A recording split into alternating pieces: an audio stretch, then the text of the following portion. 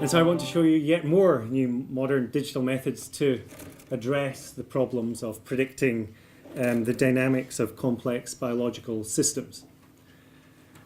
I'm an ecologist working at Microsoft Research in Cambridge in the UK. You might not know about Microsoft Research. I'll just first explain that Microsoft, the company, has had a research branch for over 20 years. And the Cambridge lab in the UK was the first lab outside the US, which has been around for over 15 years.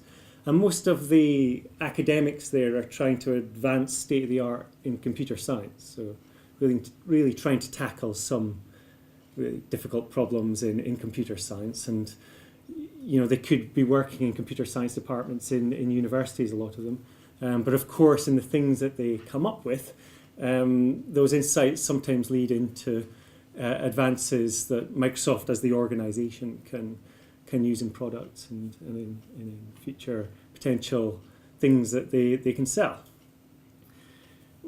Wonderfully, about 8 years ago, my boss, Stephen Emmett, the head of the computational science group at Cambridge, convinced them also that there's merits in having an ecology and environmental science research group and a biology research group. And so for a good few years we've been doing things similar to what scientists have been doing in universities, and that's trying to advance state-of-the-art in our science. So I came from doing a PhD on population dynamics, and I'll tell you a little bit about a project I did just after that, just when I joined Microsoft Research, which was in epidemiological prediction. I'll explain to you why. I'm also here with my colleague Kenji Takeda, who's up at the back there, and there's of course all these other aspects to Microsoft, and Microsoft Outreach is the part that Kenji represents, and Outreach, a part of Outreach is in university engagement, university relations, talking about how what Microsoft produces and makes available to the research community could really help in move your research forward. And I'll explain more of that towards the end.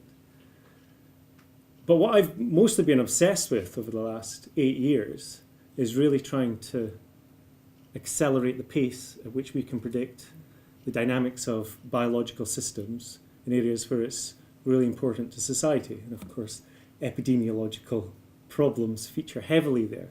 Although we don't have a big component of our research, which is epidemiological prediction. It's other aspects of prediction, and I'll show you other examples of other areas of forecasting, of prediction in ecology. But the principles carry over, and the quicker we embrace, in biology I'm passionate about this, the quicker we embrace these new methods to really see how well our scientific understanding, how much accuracy it can allow us to predict biological phenomena, really apply these state-of-the-art methods, the better. You know, we look at with jealousy at what weather forecasting can do. That's an insanely complex system. That's all sorts of degrees of freedom. That's all sorts of stuff going on, sources of variation and so on. And there's this huge industry built off of building better weather predictions. Can we push it beyond 7 days to 8 days to 10 days into the future? Every time we've applied those sorts of methods in biology, we're talking predictions a lot longer into the future. A lot of biological systems are not as bad as weather, not as hard as weather to predict. And I believe that over the coming decades we will see a revolution in our ability to predict a lot of aspects of biological systems. There'll be some that will still be resistant to it in terms of being really hard to crack, but I think we'll see there's an awful lot more predictability out there than state-of-the-art leads us to believe. There's a lot. Ecological systems, biological systems, a lot of them are easier to predict than we think, I believe. It's a hypothesis, so I may be wrong in 20 years' time, but you know, I'm also an expert. Right, so I'll tell it in a kind of story. So when I joined at Microsoft Research, I had a background in population dynamics. So my PhD actually was trying to predict the dynamics of these rodents in populations around the world. And the cool thing about them is they show these multi-year cycles of abundance, from really high abundance to really low, spread out over many years. So other population cycles you'll have heard of are like the hair lynx cycles, which are every 10 years. These guys show 4-year cycles. And the reason we obsess about them is because it gives us a really clear target to try and see if our ecological understanding allows us to predict something that's very clear, there's not a lot of noise. It allows us to hone our skills. We can't predict this, we can't predict anything. And so the other side's an actual exclosure I set up to try and test the hypothesis of the interaction between the grasses and the rodents. These populations have been studied around the world for over 100 years. Charles Elton, actually, the grandfather of animal ecology, worked on them 100 years ago. And we still don't have a proper explanation. So that's kind of going against what I was saying about how these things are easy to predict. But I do believe that the advances in our methods are really going to help us out here. So when I arrived at Microsoft Research, a data set such as this arrived on my lap. So this is Wellcome Trust funded research to longitudinally study the seroprevalence of cowpox in these rodent populations. So cowpox is a disease related to smallpox and monkeypox and other pox viruses. And they persist in these rodent populations all the time.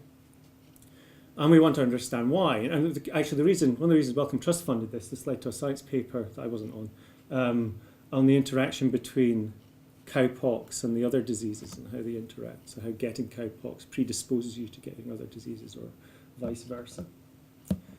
And this is a data set that I dreamed of, really, because you've got a lot of the information you really want to test with your models there. The white here is the abundance of individuals through time. So this is the rodent the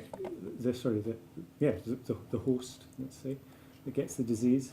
The yellow is the number of infected individuals, and the blue is the number of recovered individuals. So they're not infectious, they've got antibodies to the disease. And of course, over decades, we've been building predictive models to try and understand the infection process that's going on here. Now, of course, we can go back to the drawing board and see what correlates with what and try and figure it all out for ourselves again. But we've had decades of modeling that hypothesizes the dynamics that result from interactions between individuals giving each other diseases and things like that. So we thought, well, let's go back to that. Let's test these models that were published, say, by Anderson and May in the 1970s to see whether or not we can use them to really infer what the infection process is going on in here. So this is a more pure epidemiological research project, really trying to understand what the transmission mechanism actually is. Actually, it can probably be simply represented like this. This was the state of our lack of understanding. How does the contact rate, a transmissible contact rate for this disease, relate to how dense the number of individuals, the number of rodents in the population actually are? Does it, for example, scale linearly with the number of individuals? This is a disease with the density of individuals. It's a disease like cold or something like that. You're more likely to get it the more of you there are in an enclosed space. Or is it more like, is it independent of density? So irrespective of the physical density of individuals, you tend to have the same number of contacts. So this is more characteristic of a sexually transmitted disease where people tend to have a certain number of contacts. It doesn't necessarily increase with the density unless it's transmitted in an orgy or something like that.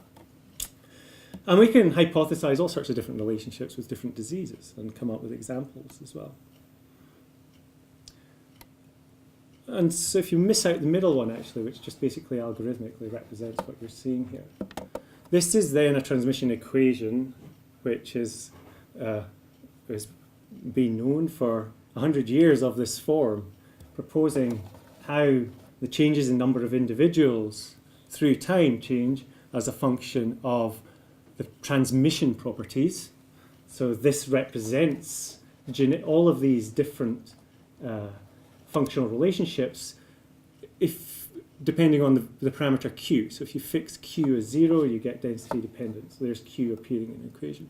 So number of infected individuals goes up with transmission and goes down with recovery. So we've got this hypothesis about how the disease actually spreads. So how do we see how well or whether a particular equation such as this can actually predict the dynamics that we see in the field. And this was something that I was really keen to pick up as soon as I got to Microsoft Research. And it's a strong flavour of the research that we do, is taking some representation of our understanding of how the system actually works, taking empirical data and bringing them together and trying to infer our unknowns, to see what that tells us about what we didn't know about the system, but also to see how well, given that data assimilation, parameter estimation, whatever you call it, we can actually predict the dynamics of the system. So for the paper, actually, this paper is published, I published this in 2009 in PNAS.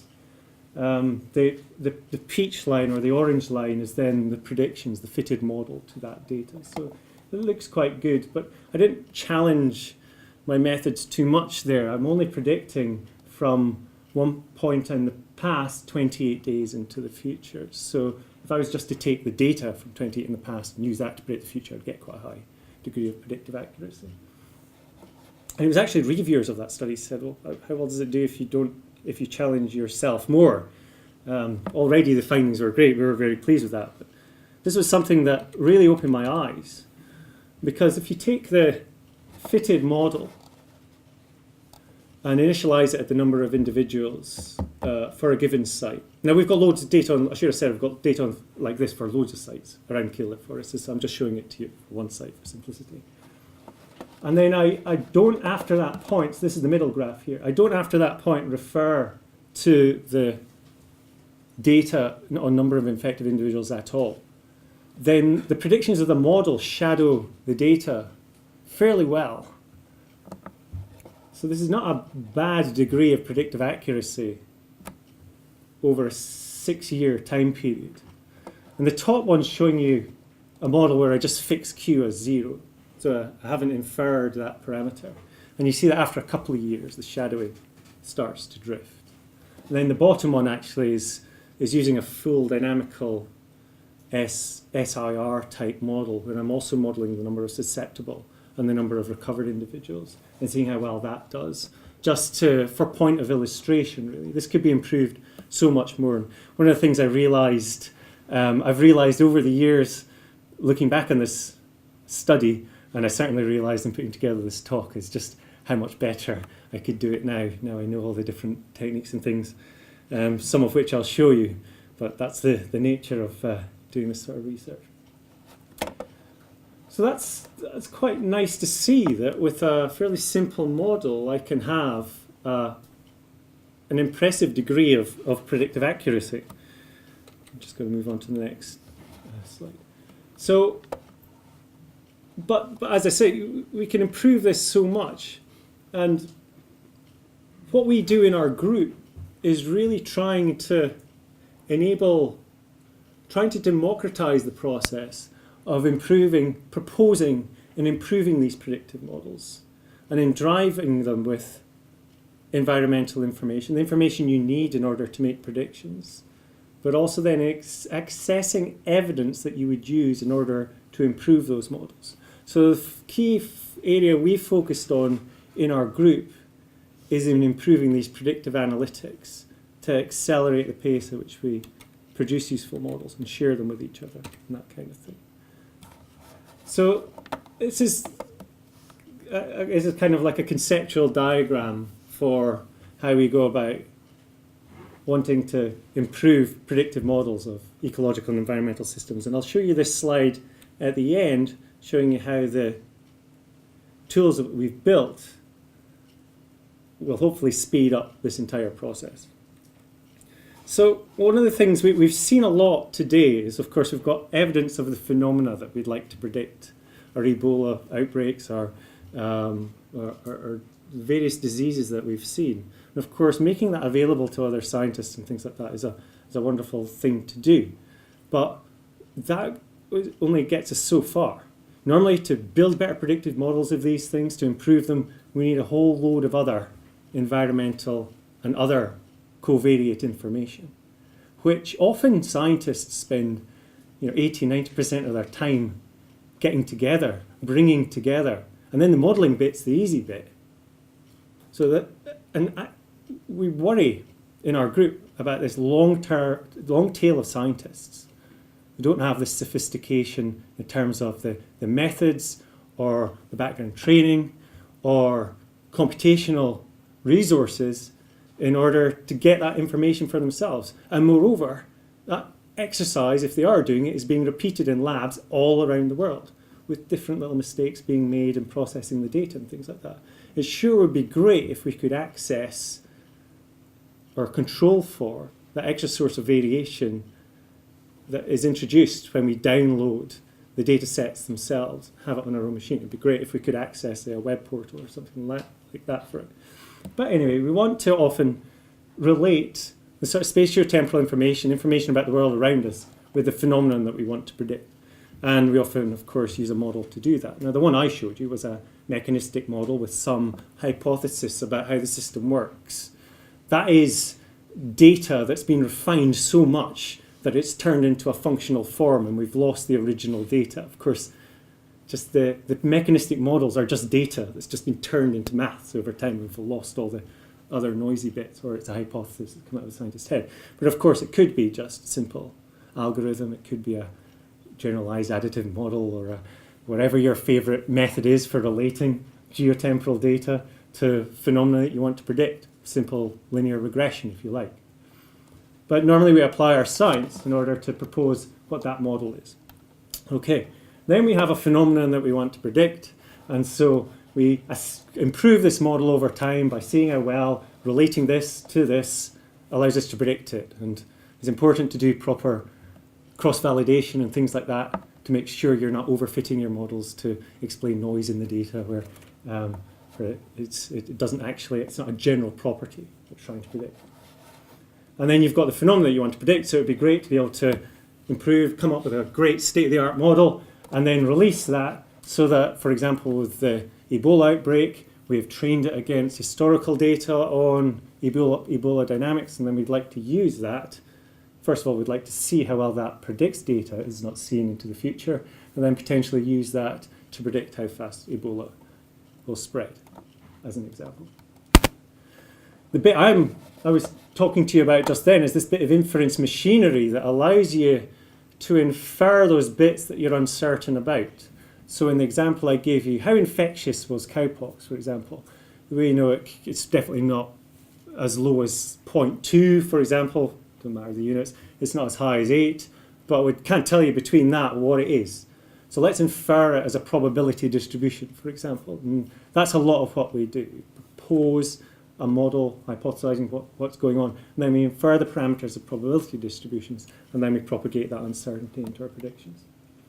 In doing that, we learn more about the system itself, so we update our science. And it sure would be good to have a really rapid process to update the science. So again, we're not being delayed by 3 years before publishing it, but if there's a nice insight that's actually useful in predicting a disease that's happening right now, then we'd like to be able to update that science before having to go through this process of publication and so on.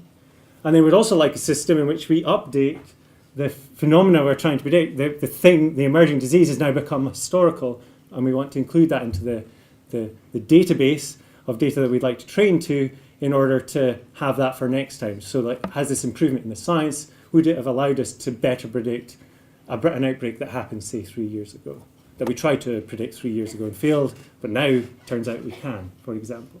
So we'd like this whole thing to live as a dynamic process, being updated all the time, really quickly, and so on. And of course, we'd also like to be able to then push that information we've generated back into this big data set of geotemporal information that other people can look at. So if I've come up with useful predictions of Ebola, for example, something that's provably useful, then it would be great if those predictions are available through a portal where someone else is looking at predicting a different disease. So there was a paper in Science a couple of weeks ago on the impacts of Ebola outbreaks on the transmission of measles and other downstream diseases. Wouldn't it be wonderful if the people doing those predictions of measles dynamics could actually see the updated predictions of Ebola and start, in real time responding to that new information? That's the world we'd like to live in. And what I want to tell you is that this is not an aspiration for something that we could have in 20 years' time. This is technology that we have and can use and should use now, and we should build it. So it was with that sort of vision that Stephen Emmett, that's shown there, set up our lab. And this is a Science article that was talking about our lab in 2011. And I've pulled out that quote where he's interested in tools that change the way science is done.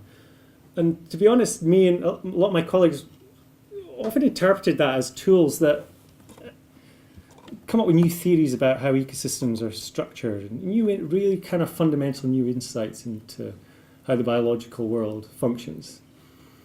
And we overlooked some of the really simple things that really could transform the way science is done, such as instantly being able to get your hands on predictor variables, such as instantly being able to train your hypothesis about how the biological system works to data, and the ability to release that work in such a way that other people can then go, well, I think you've made an error in your assumption about that, and they make the change without having to understand everything you've done, and the whole system updates, and that sort of thing.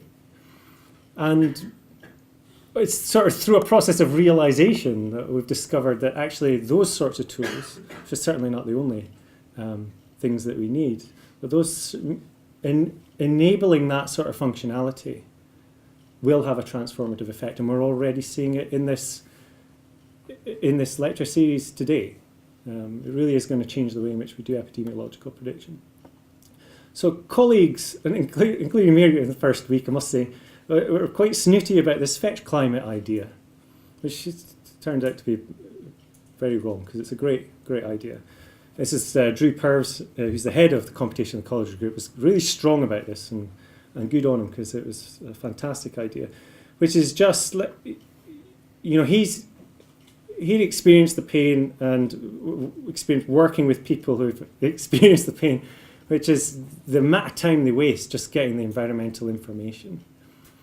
Going, well, who provides information on this? Oh, how do you work through this data set? But this other group now provides this information. Is that better or worse? How do you get information on this? Has this now been made available? Has this been updated? And that sort of thing.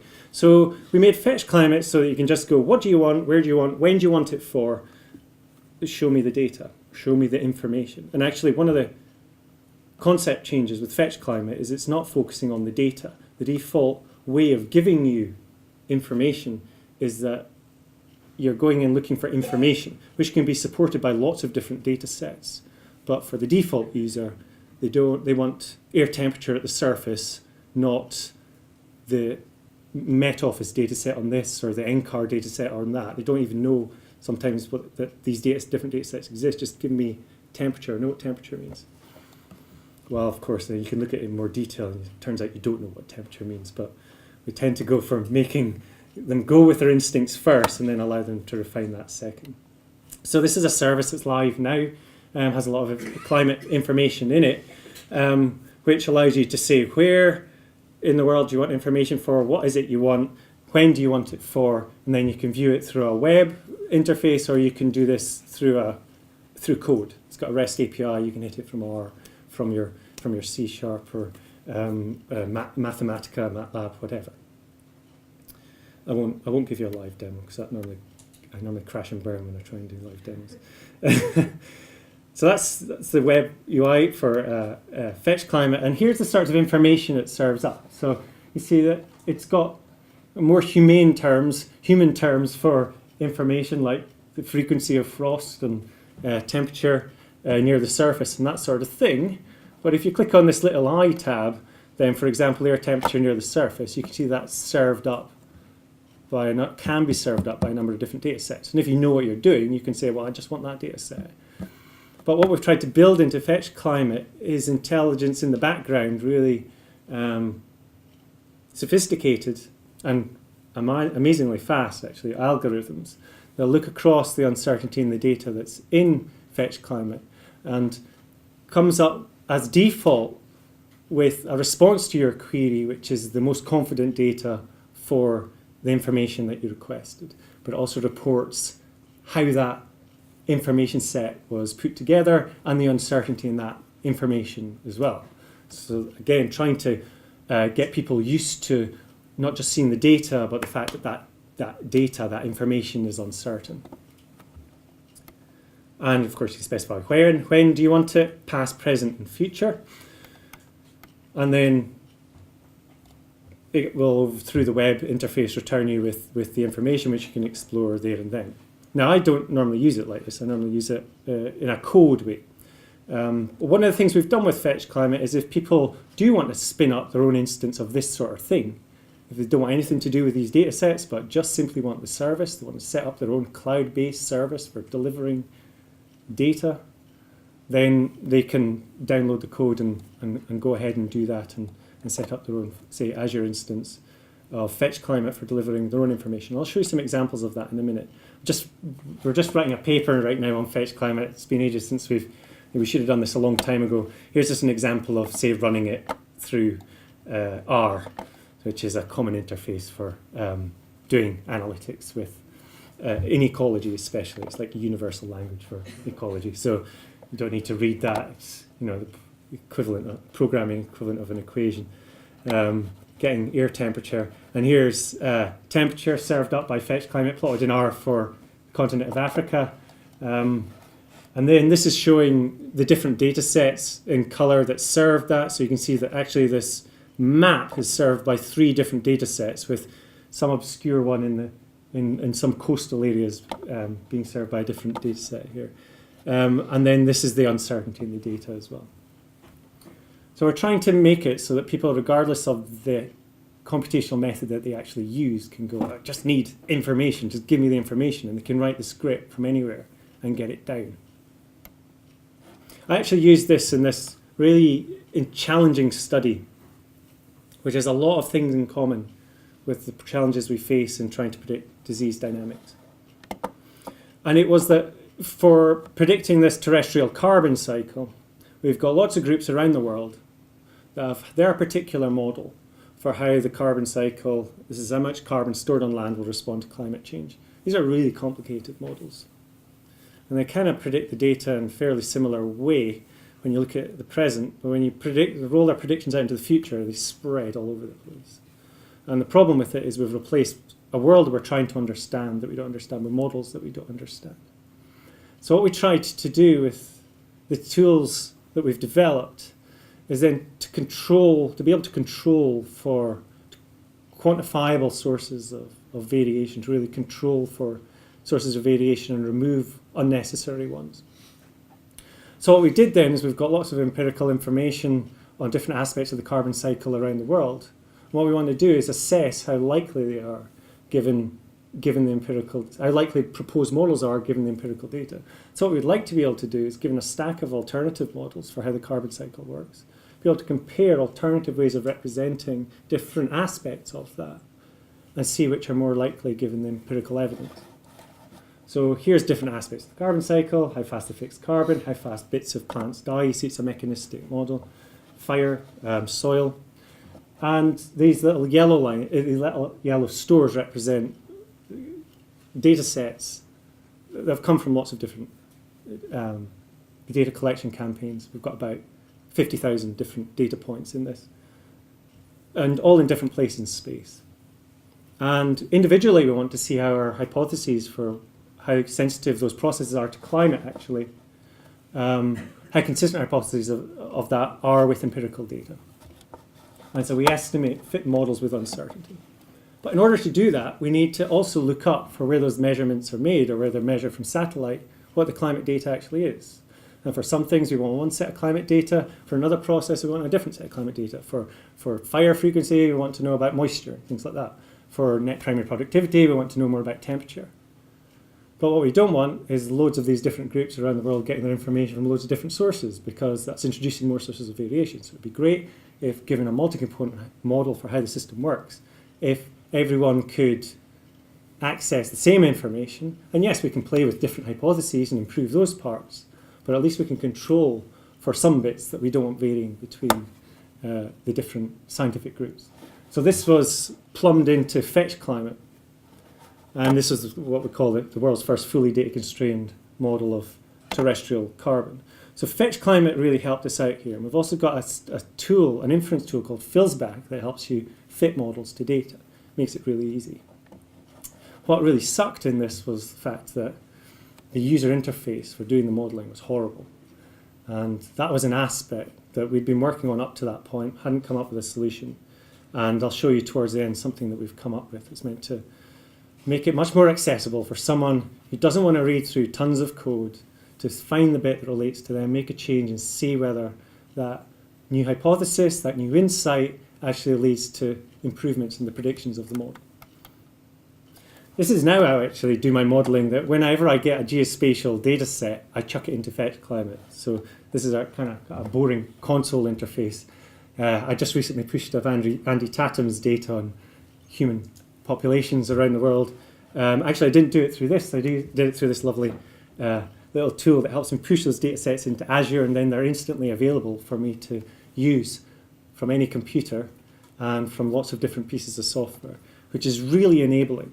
That's chucked up 8 gigabytes worth of data on. I think this is chlorophyll concentrations across the ocean. Okay. The other great thing is in being able to do that is that it makes it easy for me to share the information I've generated with other people as well. So I have my own private fetch climate instance here where I've computed for 1 kilometre resolution for the whole planet how much carbon could be stored anywhere. So I've just shown Scotland there to really try and pick up the fine resolution. Made these probabilistic predictions of carbon, which of course could be disease risk and things like that as well. But then in the background, fetch climate makes it really easy to just pull down that information for me or for other people who want to use this information. Here, for example, is the Andy Tatham's data, actually, that I just did a fetch last night. So this is the 1 kilometre human population data that, of course, we might use for making predictions of disease spread. And another cool aspect of it is to make it easy to just kind of share what you've done at any step of the process. So if I've done a fetch climate query, then I'd like any of you to be able to run that query as well. So the entire fetch climate query is contained in this URL, in the www.stuff that you type into the web browser. So that's the URL that's generated as I'm doing my fetch, and that's updating all the time. Let's just see if that actually works. Let's see. What are you doing? There are no areas of interest. Oh, I must have broken it.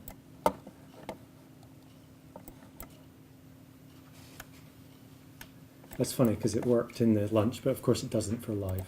That's normally the way live demos work for me. Okay. You had to take my word for it. So it's wonderful that I said, I've just discovered this in Fetch Climate. I can stick that URL into an email and send it. And the person emails me back saying it doesn't work. And then I fix it and send it back again. And normally it's one step easier than that. Okay, another thing, so that's getting data. So that's creating data layers, things on grids in space and time. But what about arbitrary data, arbitrary information, photographs, case reports, news articles, evidence, just stuff that can be indexed by geographical space and time. And that's what we're doing with Node Atlas. So we talk about geotemporal data, not spatiotemporal data or geospatial data. The key thing is place in geographical space and time can be used as a universal index for almost everything we do in our work. And so Node Atlas is built on databasing the existence of geotemporal data. So here's an example. So what Node Atlas is a piece of software that makes it easy for you to set up a cloud-based database that delivers, it tells you about where and when you have geotemporal information for. So do I have a photograph? Do I have a video? Do I have information on a fault line or a waterway or anything? Makes it easy to put that together. So this is, for example, is again something that my colleague Drew Purse put together in a couple of hours, going and getting lots of government information on all sorts of things. Oh, I see he's added sewer surveys for, someone was asking us about using Node Atlas for a particular application and querying just for the area of central England, what information do we have in Node Atlas. But this allows you to do all sorts of sophisticated queries on top of this information. So you may want to go, what information on a particular species relates to my county? or what information acquired in 1997 related to this particular disease, or something like that.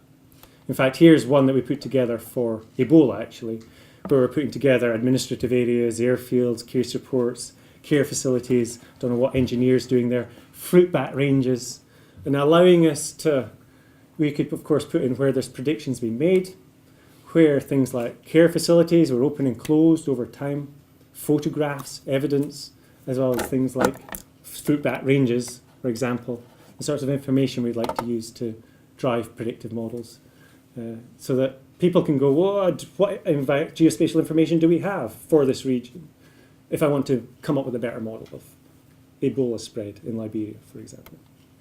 Here's zooming in on a particular region where we've got case report for this region, we've got an airfield, various settlements. And what Node Atlas does, the key insight was not to try and store all of the data and provide information to data initially, just exposing to people the existence of data. And then initially it's engineered so that you can go to who holds that data to get that data.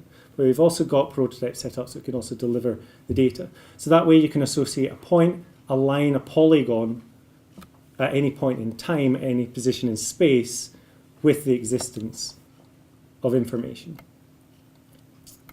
We're moving more to, this is out of order, but this is a mobile phone application that we made on the back of Fetch Climate that took a couple of weeks to produce this mobile phone application for climatology, where we didn't have to change Fetch Climate at all. Just having this service meant that we went, well, let's see how quickly we could produce a mobile phone application, release it on Android and Windows Phone, to allow people to, for anywhere they are in the world, to see expected climatology. If they're going away in August, for example, what weather should they expect in the Caribbean or something like that. But again, this is the sort of technology we can use to deliver to people on the ground this sort of information that we're generating. We're storing in the cloud. It could be downloaded onto smartphones, although, of course, there's parts in the world where smartphones aren't the best option.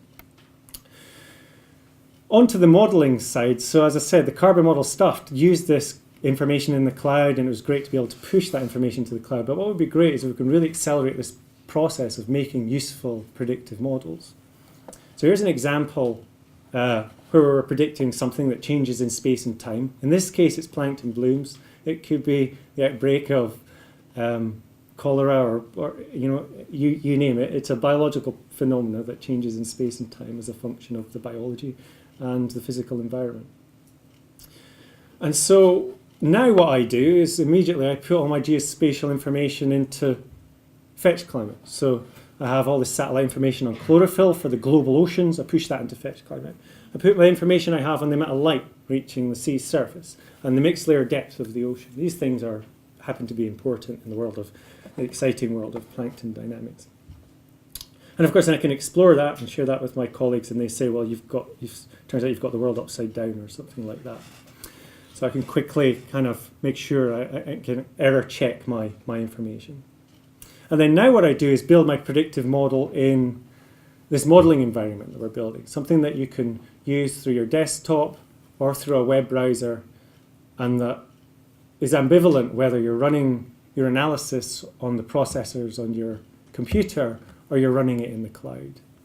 So if I'm doing something, say, computationally intensive, I can go, this is taking too long on my laptop, I'm going to stick it to that 100 core processor in the cloud and close my laptop and go home. And when I get home, it'll probably be finished. So here's examples of making predictions here of, actually looks a bit like the disease time series I showed you before, but this is plankton blooms actually for 5 years. And where I fit, the black line is the average of observational data, and the grey is the uncertainty in that. And I've fitted two models to that, which represent my hypothesis of what controls plankton blooms in the real world. And it's quite an exciting moment in plankton biology because they've realised that the 100-year-old hypothesis for what causes the blooms can't be true. And so this is what this study is doing, is trying to fit out models of alternative hypotheses for what's going on to see whether it predicts the data better and whether it allows us to forecast data that we haven't seen before better as well.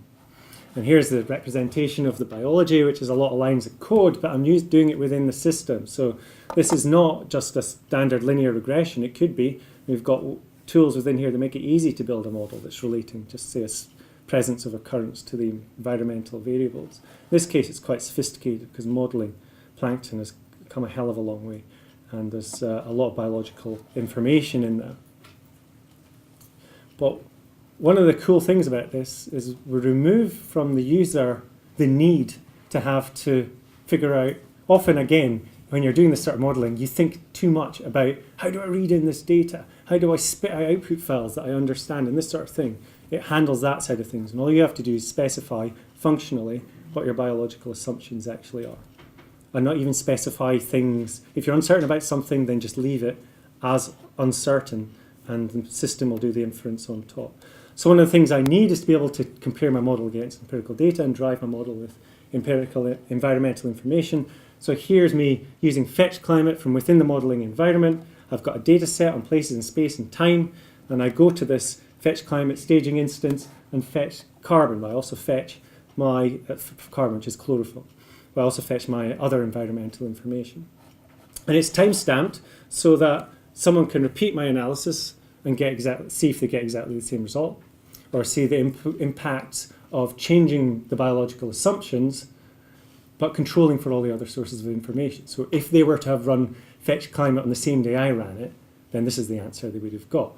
But in a forecasting situation, then I might want to change the timestamp of this. Oh, into the future now we've got new environment, we've got new weather predictions or something like that. And now I can make a future forecast. This is running the Bayesian inference on top, so we infer our parameters as probability distributions. And then this is just an example of the fact that I can run my modelling on my local computer or in the cloud, and I'm running, I can have these little experiments I keep on my desktop as little zip files, or I can have my code in GitHub so that then my collaborators can also see what on earth it is I just did to break the model, that sort of thing. But again, intended to really accelerate the pace of improving these models. Okay, that's fine. So what it's doing as well, one of the insights is not to try and force people into following a particular way of wiring together their methods. One of the things we realized, we worked with different workflow solutions, was not to insist on people to follow a particular way of doing things and defining particular methods.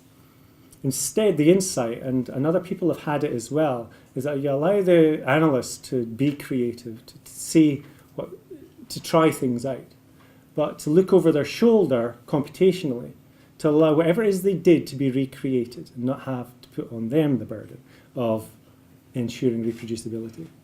So what this modelling environment does is record the provenance of how you got the result you actually did. So if, for example, you go, oh, I should have used this environmental information, or I want to change my biological assumption, you can go to that part, make the change, and then it all propagates through to the end result.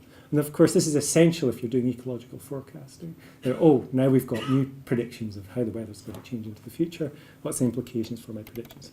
That's just showing you an early prototype of when you actually do this for a serious piece of research, what this plankton one is, then this provenance tree gets absolutely enormous. Now we're working on a UI to make this, a user interface to make this more easily navigable, have a hierarchical structure, and open up boxes so you see lots of different things, but simplify it for the interpreter. But this just shows you how impractical doing this sort of thing and using a workflow paradigm would be. You imagine manually wiring together all these different objects and actions. It's just totally impractical. One of the cool things as well is that then from that we can publish the model to the cloud, not just the information. So then you can publish a model as a service. So if you have a model that, say, predicts something like Ebola, if you characterize the performance and things like that, and then someone wants to predict it for somewhere that you haven't run your model for, say new predictions, then now they can send their environmental information, the information the model needs, to fetch climate, and fetch climate will on the fly make those predictions and deliver it down as a map. So you can have real-time prediction from a model that's pushed to the cloud. One caveat, I'll wrap up very quickly, is that of course all models are wrong, and it's not all models are wrong. That yeah, of course all models are wrong. We all know that phrase. All models are wrong, and they will be wrong over certain space and timescales of application. It's an absolute fact. Of course, we know it for weather forecasting. But as a result, we need to place more importance on characterizing the space and timescales over which the models are useful, and over what space and timescales they actually become dangerously wrong. So if you take weather forecasting, for example, they of course make probabilistic forecasts now at the Met Office. It's very sophisticated.